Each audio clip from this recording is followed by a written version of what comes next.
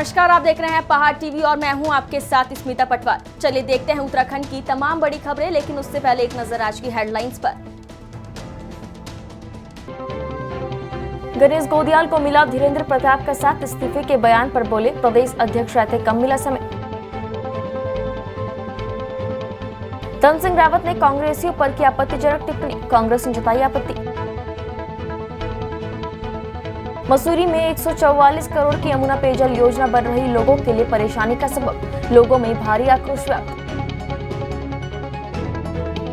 हाथियों के आतंक से बसंतपुर गोलापार के ग्रामीण परेशान, वन विभाग नहीं ले रहा कोई सुध। कोटद्वार में 2 पक्षों में हुआ खूनी संघर्ष, 3 लोग घायल, 1 की मौत।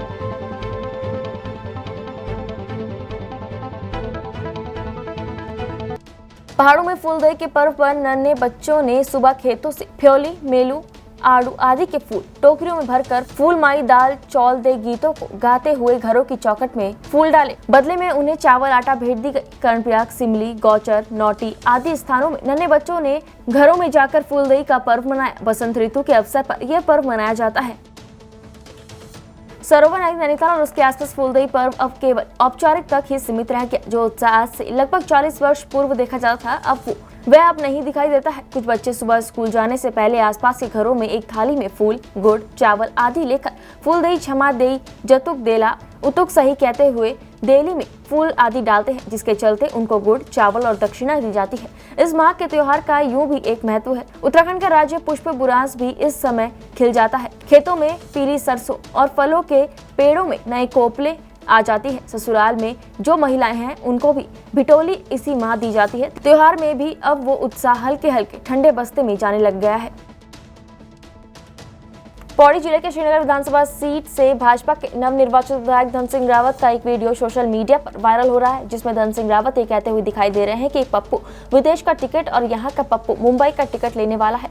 यह वीडियो श्रीनगर विधानसभा क्षेत्र में चुनाव प्रचार के दौरान का बताया जा रहा है। कांग्रेस का कहना है कि धन सिंह रावत का अहंकार सिर चढ़कर बोल रहा है। वीडियो में धन सिंह रावत कह रहे हैं कि पप्पू तो विदेश का टिकट और यहाँ का पप्पू मुंबई का टिकट लेने वाला है। पप्पू के साथ एक खिरीज भी है। ऐसे में अब रुपए की लड़ाई रुपए से होगी, लेकिन चवन्नी की लड़ाई मुंबई वाले से होगी। आगे उन्होंने कहा कि इसलिए मैं आप लोगों से आग्रह करना चाहता हूं कि अब 56 इंच की छाती नहीं, 65 इंच की छाती फुलाकर बाजार में जाना। धन सिंह रावत ने आगे कहा कि इस बार हम अच्छी चवन्नी को मुंबई भेजेंगे, लेकिन नकली चवन्नी को करनाल भेजेंगे। वहीं इस वीडियो को आधार बनाते हुए कांग्रेस पार्टी ने धन सिंह रावत पर जमकर निशाना साधा है। कांग्रेस प्रवक्ता गरिमा मेहरा दसोनी का कहना है कि श्रीनगर के नवनिर्वाचित विधायक धन सिंह रावत का वीडियो सोशल मीडिया में वायरल हो रहा है, जिसमें वो अपने प्रतिद्वंदी के लिए बहुत ही निचले स्तर के शब्दों का इस्तेमाल कर रहे हैं। इसके साथ ही धन सिंह रावत वहाँ के स्थानीय महिला प्रतिनिधि के लिए भी अपमानजनक शब्द का इस्तेमाल कर रहे हैं। इससे यह पता चलता है कि श्रीनगर के विधायक का महिलाओं के प्रति कितना सम्मान है। भाइयों बहनों सुनो भैया, एक पप्पू तो अब विदेश का टिकट लेने और यहाँ का पप्पू मुंबई का टिकट लेने वाला है। इसलिए और पप्पू के साथ जो खिरीज है ना 25 पैसा जो श्रीनगर का है, वो भी जो है जाने वाला है।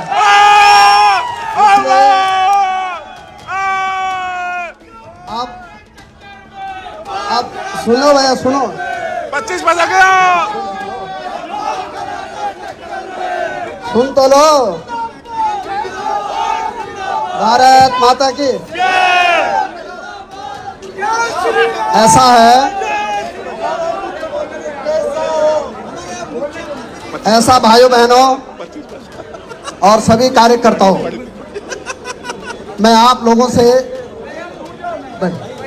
गैड़गांव के प्रधान जी हमारे, उनको भी बहुत धन्यवाद और स्वीत वालों को भी, सबको। भाइयों बहनों, अब रुपए की लड़ाई जो है रुपए से होगी, लेकिन चवन्नी की लड़ाई जो है बम्बई वाले से होगी। और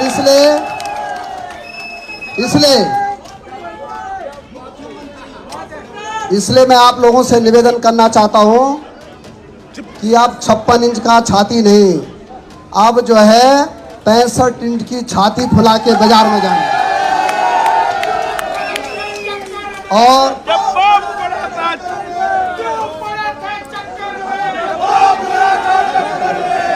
सुन तो लो,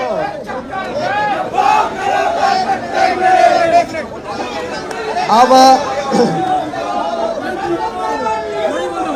इस बार भाई बहनों थोड़ा बोलने तो दो, बोलने दो भाई बहनों। इस बार हम अच्छी चवानी के तो बम्बई भेजेंगे, लेकिन नकली चवानी को करनाल भेजेंगे।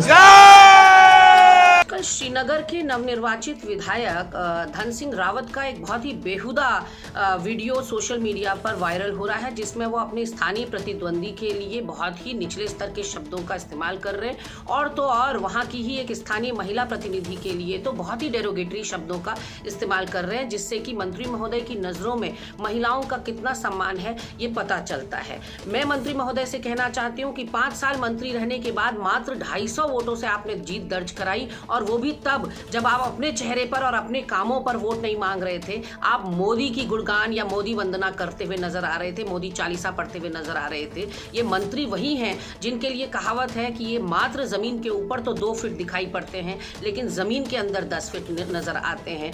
250 वोटों की जीत के बाद इतना अहंकार सर चढ़कर बोल रहा है कि आपको किस भाषा का प्रयोग करना है वो तक शायद आप भूल गए हैं। राजनीतिक शुचिता और नैतिकता का कितना पतन आपकी दल में हो चुका है, यह आपके वीडियो से जाहिर हो रहा है। नैनीताल नवनिर्वाचित विधायक सरिता आर्य ने मुख्यमंत्री पुष्कर सिंह धामी को समर्थन देने की घोषणा की है। नवनियुक्त विधायक सरिता आर्य ने कहा कि मुख्यमंत्री पुष्कर सिंह धामी के नेतृत्व में ही वो चुनाव लड़ी और विजय प्राप्त की है। उन्होंने कहा कि मुख्यमंत्री धामी के नेतृत्व में ही प्रदेश में भारी बहुमत के साथ दोबारा भाजपा सत्तासीन हुई है। विधानसभा चुनाव में सभी सीटों में प्रचार के कारण वह खुद अपनी सीट पर कम समय दे सके, जिसकी वजह से मुख्यमंत्री की सीट पर विपरीत परिणाम देखने को मिले। देखिए, हम माननीय मुख्यमंत्री जी पुष्कर धामी जी के ही नेतृत्व पे यहाँ पे चुनाव लड़े हैं, और इतना जो हमें बहुमत मिला है उन्हीं के नेतृत्व में मिला है। मेरी सीट भी अगर जनरल होती तो आज मैं भी इस सीट को मैं छोड़ने का ऐलान करती, क्योंकि जिस तरह से माननीय मुख्यमंत्री जी ने यहाँ परचम लहराया है, हम लोग सभी जीते हैं। मैं उनका हार्दिक अभिनंदन और धन्यवाद भी करती हूँ कि मुझे भी उन्होंने टिकट जो दिया, मैं उनका बहुत बहुत आभार, और मैं चाहूँगी कि वही हमारे मुख्यमंत्री बने रहें। पहाड़ों की रानी मसूरी में इन दिनों 144 करोड़ की लागत से मसूरी यमुना पेयजल योजना के तहत पेयजल लाइन बिछाने का काम किया जा रहा है, जिसको लेकर मसूरी की कई संपर्क मार्गों के साथ मसूरी के माल रोड को पेयजल लाइन डालने के लिए खोदा जा रहा है। वहीं कई क्षेत्रों में पेयजल लाइन डालने के बाद सड़क का निर्माण नहीं कराया गया, जिससे लोगों को भारी परेशानियों का सामना करना पड़ रहा है। वहीं माल रोड में स्थित दुकानों का हाल बेहाल है। धूल के कारण दुकान में रखा सामान खराब हो रहा है। आपको बता दें कि माल रोड को अनियोजित तरीके से नहीं खोदा जा रहा है, जिससे पानी, बिजली और टेलीफोन की लाइनें क्षतिग्रस्त हो गई हैं, जिससे लोगों को भारी परेशानियों का सामना करना पड़ रहा है। कई जगह पेयजल की लाइन क्षतिग्रस्त हो गई है, जिससे कि कई दिनों से कई क्षेत्रों में लोग बूंद बूंद पानी के लिए तरस रहे हैं, लेकिन ना ही कार्यदायी संस्था जल निगम और गढ़वाल जल संस्थान के अधिकारी ध्यान देने को तैयार हैं, जिससे लोगों में संबंधित विभाग और ठेकेदार के खिलाफ भारी आक्रोश है। जनता की भलाई के लिए लाई है, लेकिन आम जनता को ही कष्ट होने लगे तो अधिकारियों को सचेत होना चाहिए। मेरी पहली कंप्लेंट 5 दिन पहले की नोट है जल संस्थान के कार्यालय में, दूसरे दिन फिर है, तीसरे दिन फिर है। लगातार आप रजिस्टर कंप्लेंट का देखें, 5 दिन से कंप्लेंट नोट है। जब आज 2 दिन पहले ये भट्टी वापस आए, इनसे कहा गया तो इन्होंने जाके कार्यालय में दोबारा कंप्लेंट करी और फिर बात करी, तो कुछ कार्य मुझे प्रगति पे होता हुआ दिख रहा है। आप मेरे घर के बराबर में लक्ष्मौंट होटल और वैली होटल है, दोनों से जाके पूछिए कि रोज बेचारे 2 बाल्टी पानी देके जाते हैं या नहीं देके जाते हैं। मतलब एक बूंद नहीं, एक बूंद भी नहीं, एक बूंद तो अलग शब्द है, एक बूंद आ रहा होगा, एक बूंद भी नहीं पानी आ रहा। विधायक चुने जाने के बाद सुमित हृदयेश का हल्द्वानी के स्वराज आश्रम में भव्य स्वागत किया गया। कांग्रेस कार्यकर्ताओं ने सुमित हृदयेश का फूल माला पहनाकर और मिठाई खिलाकर स्वागत किया। इस मौके पर सुमित हृदयेश ने जनता और कांग्रेस कार्यकर्ताओं का शुक्रिया अदा किया। उन्होंने कहा कि मैं अपने परिवार की तरह हल्द्वानी की सेवा करूंगा। उत्तराखंड में कांग्रेस को मिली हार पर सुमित हृदयेश ने कहा कि हार के लिए पार्टी के किसी एक व्यक्ति को जिम्मेदार नहीं ठहराया जा सकता और समीक्षा बैठक के बाद ही कांग्रेस की हार के कारण पता चल सकेंगे। देखिए, मैं देवतुल्य जनता का, हर वर्ग, हर धर्म, हर समाज के व्यक्ति ने वोट डाला है। संयुक्त प्रयास से हल्द्वानी के मेरी जीत सुनिश्चित हुई है और हर कार्यकर्ता ने कांग्रेस के और व्यक्तिगत तौर से जो मुझसे जुड़े थे उन्होंने दिन रात एक मेहनत करी, तभी इन कठिन विषम परिस्थितियों में हम निकल कर आए। और अब जो दारोमदार है और जो जिम्मेदारी है वो दुगनी हो चुकी है। और हल्द्वानी क्षेत्र के विकास की जो लड़ाई है, इसमें ना कहीं हम पीछे हटेंगे ना पीछे देखेंगे, और हमें सारे तरीके आते हैं पक्ष विपक्ष में रहते हुए भी कार्य कैसे कराने हैं, ये हम ही नहीं, एक कार्यकर्ता कांग्रेस का जानता है और विकास की लड़ाई हम लड़कर रहेंगे। प्रदेश में कांग्रेस की एक बड़ी हार हुई है, किसको इसका जिम्मेदार मानते हैं? क्या समीक्षा होनी चाहिए इन सब की? ये देखिए, मैं जिम्मेदारी किसी की नहीं मानता हूँ। कार्यकर्ताओं ने विशेषतः बहुत मेहनत करी, परिस्थितियाँ ऐसी कुछ बनी हैं जिन पे अभी समीक्षा होनी बाकी है। अभी बहुत जल्दी है किसी पे भी उंगली उठाना, और उंगली एक व्यक्ति पे नहीं उठ सकती है। कहीं ना कहीं संयुक्त जो प्रयास था उसमें कहीं ना कहीं कमी हुई है, तो इस पर समीक्षा जब होगी तो बेहतर जवाब जनता तक मुद्दे पहुंचाने में नाकाम हुई कांग्रेस, कह सकते हैं हम? मैं ये नहीं कहूँगा कि जनता तक हम मुद्दे पहुँचाने में नाकाम रहे, लेकिन अवश्य ही जो राष्ट्रीय मीडिया, यहाँ की स्थानीय मीडिया को तो मैं बधाई देता हूँ, राष्ट्रीय मीडिया जो है उसने जो नफरत का जाल बिछाया था उसमें कहीं ना कहीं वो कामयाब रहे और भारतीय जनता पार्टी कामयाब रहे। चक्राता विधानसभा से लगातार 5वीं बार जीतकर विधानसभा पहुंचने वाले प्रीतम सिंह अपने विधानसभा क्षेत्र पहुंचे, जहां प्रीतम सिंह के समर्थकों ने उनका भव्य स्वागत किया। साथ ही रंग गुलाल खेलते हुए बम पटाखे जलाकर जीत का जश्न मनाया।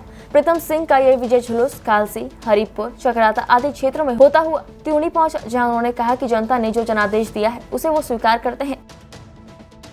कोटद्वार के गाड़ी घाट के झूला पुल के दो पक्षों में किसी बात को लेकर खूनी संघर्ष हो गया, जिसमें 3 लोग बुरी तरह घायल हो गए और एक की मौत हो गई। बताया जा रहा है कि जो लोग घायल हुए हैं वो लोग पुताई का कार्य करते थे। मृतक व्यक्ति जब आरोपियों से पैसे लेने गया, इसी बात को लेकर दोनों में झगड़ा हो गया। झगड़ा इतना बढ़ गया कि झगड़ा खूनी संघर्ष में बदल गया। स्थानीय लोगों ने पुलिस को इसकी सूचना दी और मौके पर पहुंची पुलिस ने घायलों को 108 की मदद से राजकीय बेस हॉस्पिटल पहुंचाया। उपचार के दौरान 55 वर्षीय अशरफ की मौत हो गई और घायलों का उपचार चल रहा है। दो पक्षों की लड़ाई की गंभीरता को देखते हुए बेस हॉस्पिटल में भारी पुलिस बल तैनात कर दी गई है। वहीं परिजनों का कहना है कि मारपीट करने वाले आरोपी व्यक्ति अवैध रूप से स्मैक और शराब बेचते हैं। वहीं कोटद्वार सीओ ने बताया कि दो पक्षों में आपस में झगड़ा हुआ, जिसमें एक पक्षों को गंभीर चोटें आई है। इस मामले में 3 लोगों को हिरासत में ले लिया गया है और जांच की जा रही है। दो पक्षों में आपस में झगड़ा हुआ इनका, और जिसमें तत्काल मौके पे पुलिस वगैरह गई है। देखा तो उसमें 4 लोग घायल हैं, एक थोड़ा ज़्यादा है जिनका कि इलाज हॉस्पिटल आई, उनका इलाज चल रहा है। और मौके पे हमने पुलिस टीम भेज रखी है उनकी जांच के लिए कि उनका झगड़ा का कारण वास्तविक है क्या। हाँ, अब जांच कर रहे हैं, तो कुछ लोग वगैरह जो शक के आधार पे जिनके दिखाई दिए वीडियो वगैरह हुई, तो उसके आधार पे अभी 2-3 लोग उसमें आए हैं, अभी शक के दायरे में ही। आगामी चारधाम यात्रा प्रारंभ होने से पहले रविवार को उत्तराखंड जिलाधिकारी मयूर दीक्षित ने विश्व प्रसिद्ध श्री गंगोत्री में आवश्यक व्यवस्थाओं का स्थल निरीक्षण कर जायजा लिया। यात्रा के सुगम संचालन को लेकर जिलाधिकारी ने संबंधित अधिकारियों को जरूरी दिशा निर्देश दिए। उन्होंने अधिशासी अधिकारी नगर पंचायत को निर्देशित करते हुए कहा कि धाम में घाटों के किनारे और यात्रा पड़ावों पर साफ सफाई, पार्किंग में आवश्यक कार्यों के निर्माण सहित अन्य व्यवस्थाओं को कपाट खुलने से पहले पूर्ण करना सुनिश्चित करें। सरोवर नगरी नैनीताल में श्री राम सेवक सभा द्वारा आयोजित 26वां फागोत्सव के तहत चीर बंधन कार्यक्रम का आयोजन किया गया। यहाँ राम सेवक सभा प्रांगण में आकर्षक रंगोली सजाई गई है। इस मौके पर आचार्य भगवती प्रसाद जोशी ने विधिवत मंत्रोच्चारण कर चीर बंधन की शुरुआत की। लक्सर पुलिस ने आनंद की हत्या की घटना का खुलासा किया है। आपको बताते कि लक्सर शुगर मिल निवासी आनंद कुमार अपने दोस्त संजय के साथ शुक्रवार की शाम अपने घर से बाजार जाने के लिए निकला था, जिसके बाद वो वापस घर नहीं आया। शनिवार की सुबह गंभीर रूप से घायल आनंद केहड़ा गांव के पास पड़ा मिला। सूचना मिलने पर पुलिस मौके पर पहुंची। पुलिस ने घायल आनंद को उपचार के लिए अस्पताल भेजा, जहां पर डॉक्टरों ने उसे मृत घोषित कर दिया, जिसके बाद पुलिस ने शव का पंचनामा भरकर पोस्टमार्टम के लिए भेज दिया। मृतक आनंद के भाई की तहरीर पर उसके दोस्त संजय के नाम से नामजद FIR दर्ज की गई, जिसके आधार पर संजय को गिरफ्तार कर उससे पूछताछ की गई। उसके द्वारा बताया गया कि वो और मृतक आनंद दोनों चोरी करने के उद्देश्य से शुगर मिल के अंदर गए थे, जहाँ पर चौकीदार ने उन्हें देख लिया और उन पर भागते समय फायर किया, जिससे आनंद गंभीर रूप से घायल हो गया। उसने बताया कि वो आनंद को केहड़ा गांव के पास छोड़कर चला गया। संजय के बयान के आधार पर पुलिस ने शुगर मिल के चौकीदार मनोज से पूछताछ की, तो उसने घटना में शरीक होना बताया। पुलिस ने उससे कब्जे से घटना में इस्तेमाल की गई 12 बोर की दोनाली बंदूक भी बरामद की है। लक्सर सीओ बहादुर सिंह चौहान ने बताया कि आनंद की हत्या के मामले में 2 अभियुक्त संजय और मनोज को गिरफ्तार कर लिया गया है। एक जो है लड़के को गोली लगी थी, इंजर्ड हालत में केड़ा रोड पे मिला था। उस संबंध में जो है 302 का एक मुकदमा दर्ज हुआ था आनंद के साथियों के खिलाफ। इन्वेस्टिगेशन के दौरान थाना लक्सर पुलिस ने जो है आनंद के साथी संजय वो एक जो मिल में गनमैन है मनोज, उन्हें गिरफ्तार किया था। बात जानकारी में जब इन्वेस्टिगेशन में ये आई कि ये आनंद और उसका साथी संजय चोरी के इरादे से मिल में घुसे थे। मिल के जो गनर है उसने उनकी तरफ फायर किया था, जो के कारण वो इंजर्ड हुआ था और अधिक रस साफ के कारण उसकी मृत्यु हुई है और इसमें दोनों को गिरफ्तार करके जेल भेजा जा रहा है। पुलिस टीम के लिए जो है उच्च अधिकारियों ने उचित इनाम की घोषणा की। उत्तराखंड ईपीएस 95 पेंशनरों के सदस्यों द्वारा पेंशन बढ़ोतरी की मांग को लेकर ऋषिकेश रोड स्थित गुरुद्वारा सिंह सभा लंगर हॉल में बैठक का आयोजन किया गया, जिसमें पूरे प्रदेश के विभिन्न विभागों में सैकड़ों सेवानिवृत्त उपस्थित रहे। बैठक में उत्तराखंड परिवहन निगम, एफसीआई, शुगर मिल, भारतीय खाद्य निगम, यूटीसी, बीएचईएल समेत अन्य विभागों के सेवानिवृत्त कर्मचारी उपस्थित थे। हल्द्वानी के गोलापार क्षेत्र के ग्रामीण इलाकों में जंगली हाथियों का आतंक थमने का नाम नहीं ले रहे हैं। हाथी खेतों में जाकर जमकर उत्पात मचा रहे हैं और ग्रामीण डर के साए में जीने को मजबूर है। वहीं ग्रामीणों का कहना है कि इसकी शिकायत वन विभाग से करने के बावजूद वन विभाग कोई ठोस कदम नहीं उठा रहा है। गोलापार के बसंतपुर के तमाम गाँवों में इन दिनों हाथियों का आतंक है। हाथी जंगल से निकल रिहायशी इलाकों में पहुंच रहे हैं और फसलों को भारी नुकसान पहुंचा रहे हैं। वहीं ग्रामीणों द्वारा हाथियों को भगाए जाने पर हाथी हमलावर हो रहे हैं। ऐसे में ग्रामीणों का कहना है कि अब उन्हें अपनी जान गंवाने का डर सता रहा है। ग्रामीणों का कहना है कि हाथी उनके गेहूं, टमाटर, जानवरों के चारे सहित कई फसलों को लगातार बर्बाद कर रहे हैं। एक ही विनम्र निवेदन है, एक तो गश्त बढ़ाई जाए, दूसरा जो ये गेहूं का मेरा नुकसान हो रहा है, मेरा बच्चों का टोटल खर्चा जो भी है इसी से जाता है। अगले महीने फीस आती है तो मुझे फिक्र यह है कि मैं कहाँ से गेहूं बेचूंगा और कहाँ से फीस दूंगा। मैं एक विकलांग भी हूं और ये इधर आप देखेंगे, इधर ये आबादी है। जब हाथी इधर से निकल रहा है तो शायद कहीं मकानों को भी नुकसान पहुंचा सकता है, ज़मीन को पहुंचा ही रहा है। और सबसे बड़ा खतरा हमें यह है, हम रात को कहीं नहीं जा सकते। हाथी का कोई भरोसा नहीं है। यहाँ से सीधे किशनपुर को भी निकल जाता है, यहाँ से आबादी की ओर भी ऊपर को भी निकल जाता है, यहीं ये बगल पे एक कॉलोनी है, इस कॉलोनी को भी निकल जाता है। और ये क्षति आपको दिखाई दी है मैंने। मेरा वन विभाग से विनम्र निवेदन है, आप आइए, इसको देखिए। जिस हिसाब से क्षति हो रही है, ये अंग्रेज़ों का टाइम का मुआवजा नहीं चलेगा। जैसा आज मुआवजा होना चाहिए, जैसे गेहूं के रेट हैं उस हिसाब से हमें, गेहूं के रेट के हिसाब से हमें इसका मुआवजा दिया जाए। और ये एक बार की बात नहीं है, ये हर साल धान में हमारा नुकसान ही हो रहा है, मक्का में हमारा नुकसान ही हो रहा है, गेहूँ में हमारा नुकसान ही हो रहा है। ये नुकसान तो हो ही रहा है, इसके साथ साथ हमने सबसे बड़ी हमें जो नुकसान किया है, हमें अपने जान की क्षति है। मैं तो दौड़ भी नहीं सकता, मगर फिर भी अपने बच्चों को पालने के लिए कि साल भर कैसे बच्चों को रोटी खिलाऊंगा, और इसके लिए भी रात को मेरे को आना पड़ रहा है। अकेला हूँ, घर भी देखना है, इष्ट भी देखना है, मित्र भी देखना है। मेरा विनम्र निवेदन है, आप आइए, इसको देखिए। और सरकार, जो विधायक हैं, चाहे ग्राम प्रधान है, चाहे बीडीसी मेंबर है, चाहे जिला पंचायत है, मेरा विनम्र निवेदन सब लोगों से है, कृपया आकर के ये देखें और इस मुआवजे का आकलन करवाएं और हमें इसका मुआवजा दिलवाएं। गांव है, ये हमारा जंगल से सटा हुआ इलाका है।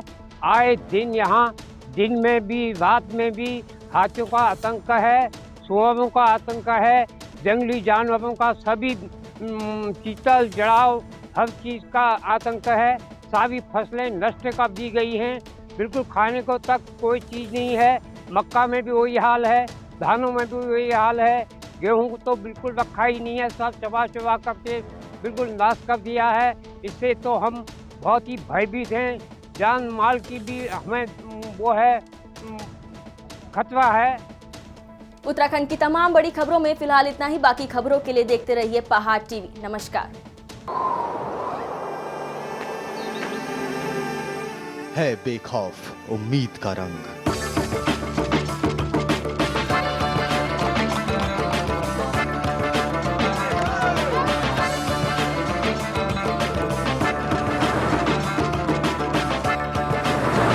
है आस्था भी।